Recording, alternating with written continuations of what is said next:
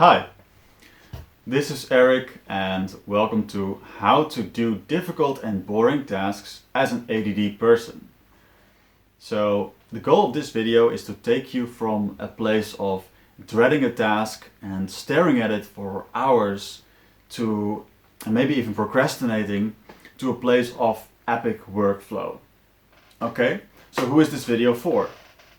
If you find yourself often staring at a task and not being able to do it, even when you sit down for it and you tell yourself, I'm not getting up from this desk until I do this thing, and your brain just won't turn on, even when you sit down for hours.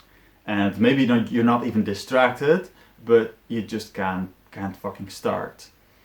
And then when your brain finally does turn on, after 3 or 5 minutes you find yourself getting lost in some kind of secondary tangent that seems really interesting and feels really productive, and after like 2 hours you find out that you basically wasted your time on this tangent. So that can also be really disappointing. Or in general, if you find yourself wasting a lot of time in distraction and procrastinating tasks that seem really hard or seem to be taking a really long time and you're just not looking forward to it. Or maybe you're a person who is telling themselves that they need to have a deadline in order to be able to get anything done.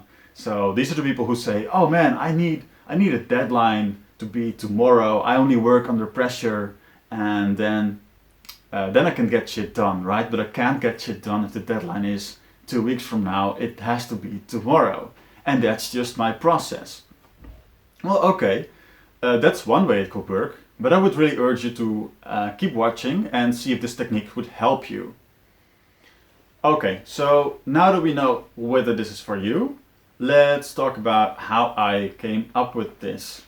So basically the problem I described is something I suffered from and still do, and I dealt with it by starting with the Pomodoro method.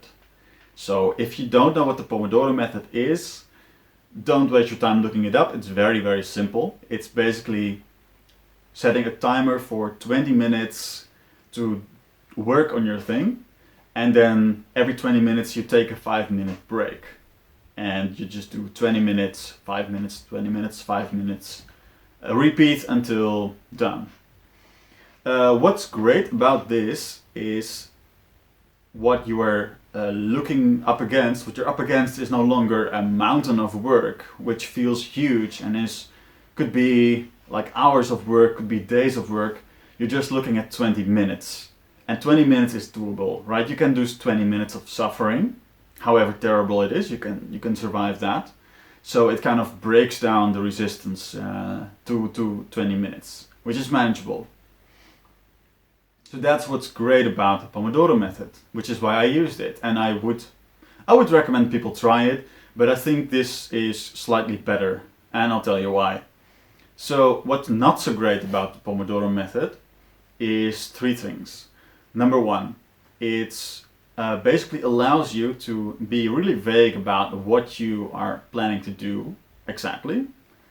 And so it allows you to basically kind of slack off for most of the 20 minutes, after which you get to reward yourself with a break of 5 minutes, and then more 20 minutes of vagueness follow. What do I mean by this? If you are having an art project to do, or you're having a work project, doesn't really matter, you could just write down work on the project and set your timer for 20 minutes, and then you go read up on something that is vaguely related, tell yourself that you're working on the project, click on a few links, goes to a video, watch some videos, still kind of working on the project, and then the timer rings and you're like, oh, I did some work, now I can take a break, so let's watch some more of these videos. Okay, this is not gonna happen to everyone, but it does happen to me when I do Pomodoro. So yeah, that's one of the pitfalls. Another thing is it kind of interrupts you with a timer when it's time for a break once you get going. So when you're in a good state of flow, which is something that in my opinion you should cherish and just really be just really cherish it when you are in a good state of workflow, and then suddenly your timer rings and you realize, oh well, that was 20 minutes, now I get to have a break. And then you either start to walk around or you start to watch a YouTube video. Okay, maybe it's just me watching all these YouTube videos, okay, but I don't think it's just me. And then after that, it's like you come back from the break and you have to reset, like restart your focus all over again. So whatever process you have to do to get into the zone, you have to do it again. And all of that, well, it wasn't even necessary because you were still in the zone when the timer was ringing. So it just wastes your energy. It really wastes your energy. The third thing why the Pomodoro method is not so great, or can be not so great, is that it assumes that you work in like 20-minute increments every time. That's like a constant amount that you can handle, which it is not. If you're doing something that you're really dreading, then maybe you can only use 1 minute productively, and then you kind of feel the resistance building up. Maybe you want to like take a little bit of a breather, and then after that you can maybe handle 2 minutes, you can maybe handle 5 minutes. Then you're like more confident, and then you can maybe handle 10 minutes, then you can maybe do 20 minutes, then you can maybe do an hour, not even think about anything else, right? So it's not a constant thing, and assuming that it's just a constant thing will in the beginning just allow you to slack off for most of the 20 minutes, and then later as you get into it you will just needlessly interrupt yourself by taking a break and having to like regain that momentum again, which is just like really a pity. No, it's not good. Okay, so what to do instead? It's a deceptively simple method that I'm going to show you, and it's going to seem like it has a little bit of steps that may not be necessary, but I would recommend that you try it out just as I'm showing it to you, and you'll find out whether it works for you or not. You can do this on a piece of paper, or you can do this in any digital document, it doesn't really matter. Just do it manually. So basically what you do is you just make a table with 3 columns, right? 1, 2, 3. Okay, this is going to be your log table. And then you just look at the time and write down the 4 digits of the time that it's now. So if it's 2:15, I'm just going to write down 14:15. And then I'm going to think of the most ridiculously simple step that I could do to start. And it has to be so ridiculously small that's like, is that all? Is that all? Like it has to be stupidly small. Still. So if I, for example, have to do my accounting for my business or something, the first small step would be opening the software, like which could already be something that I feel a little resistance to, but I'm gonna just write down open the software. Okay, open software. Just pretend this is readable. Then what I'm gonna do is I'm gonna open the software. I might get distracted already in this step, but that's okay. So I go to my computer, whatever, and maybe I open the software, or maybe I see something that looks interesting and I just like check out this little email or something, or I click this little link.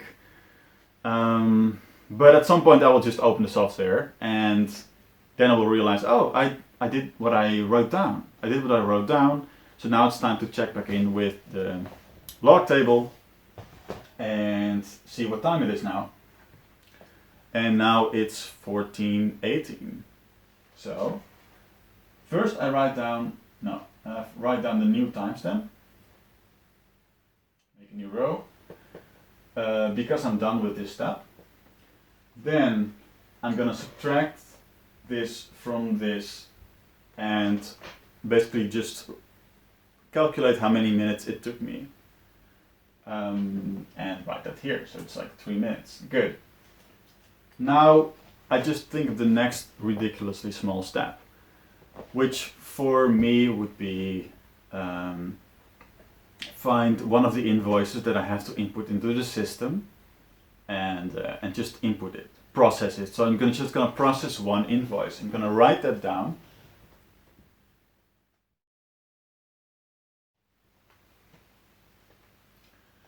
Then I'm gonna go to my system and maybe I'm just gonna process one invoice, or maybe I'm gonna get distracted before I process one invoice. Maybe I'm gonna get distracted during the processing of one invoice. But at some point it will get done.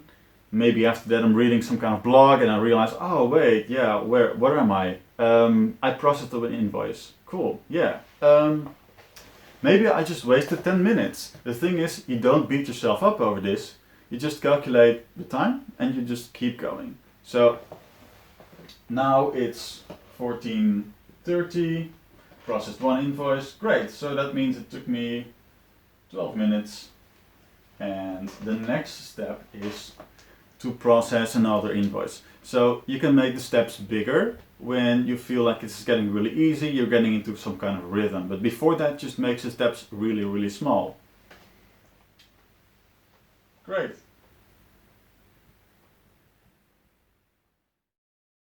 So now you might wonder, this is a lot of writing to do. Like I write down the processing of the invoice every time. That seems like a lot of extra work. The thing is, this is actually good. This is doing some work to state what you're about to do. It strengthens your ability to stay on task. And I will talk more about this later. So again, now 14:30, process invoice. Just one. And just go back to the system. I know how to do it now. And maybe now I'm getting hungry again. I get some food or something, or I have the urge to get a drink, make tea, or I just process the invoice. But at some point maybe I'm lost in ADD land in some way, but at some point I'll realize, oh, I processed another invoice. Great. Even if I did multiple ones, that's fine. You don't have to change what's here. Just leave it. And you say, okay, now I'm here, it's 14:40. It took only 10 minutes. Yeah, we seem to be improving, and now I'm just gonna write down, okay, process 2. Okay, I'm just gonna do 2 for a while, 2 until these times become 10, 8, it's like 5. Wow, this is going really well. So now I'm just gonna make it 4 at one time, right? And you don't have to increase this, but at some point you will just be in a good state of workflow, and you'll find you'll naturally increase it.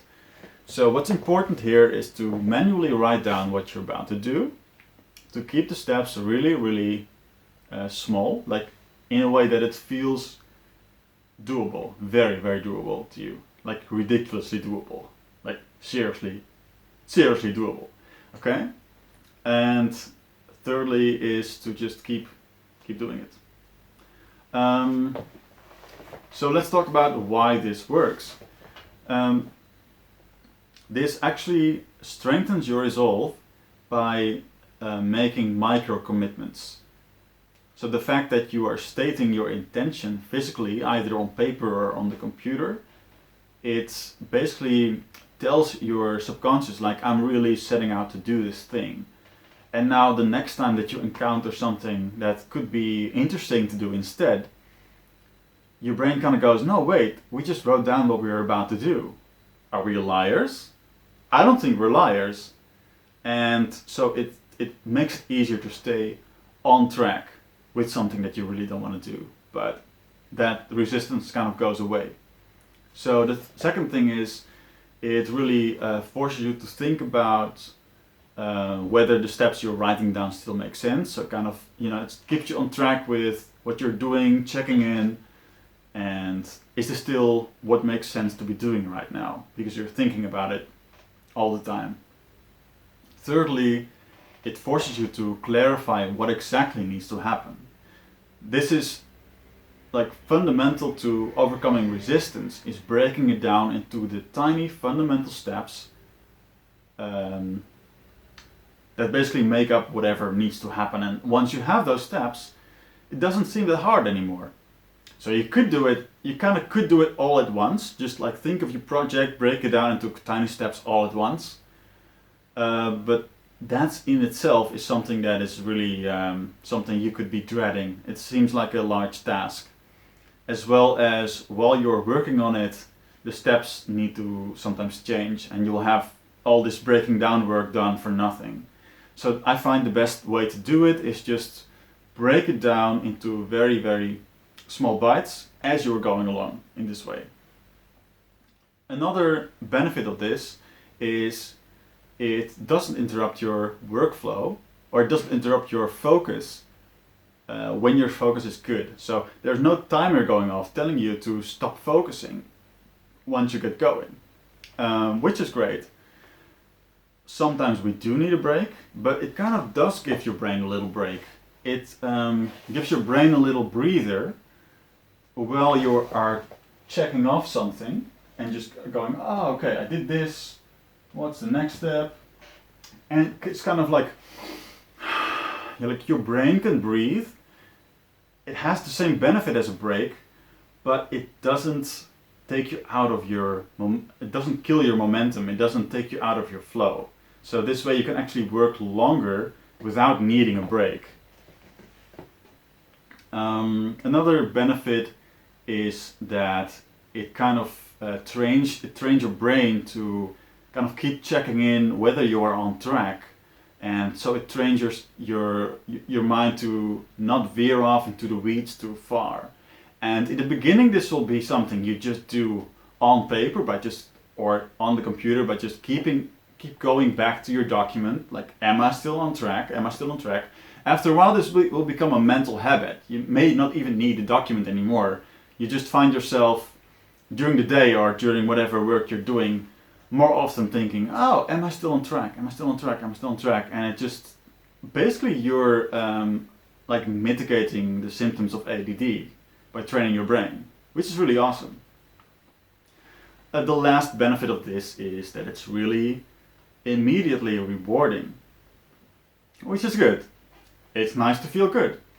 And I find that when I would just naively do some task and it usually takes longer than I expected to, so then I have to stop and not finish it, leave it for later and not feel rewarded at all. It just sucks. It's a terrible feeling. I feel like I got nothing done, and yeah, that also makes it that much harder to start the next time. So in this way, I basically feel rewarded immediately because I wrote down a tiny thing, I did the tiny thing, now I'm going. I wrote down another thing, did the tiny thing, now I'm working on it, and I already accomplished something. It doesn't matter how big it is, it just the fact that you're checking it off, it just makes the rewarding in itself. And it actually makes the most dreadful thing, like taxes, somewhat fun to do, which is great.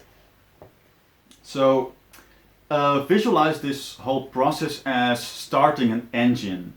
So there's engines that you need to manually start, either by, for example, there's some motorcycles that you have to like basically push something with your foot to get it going, or there's some lawnmowers that you have to kind of yank the chain multiple times to get it going.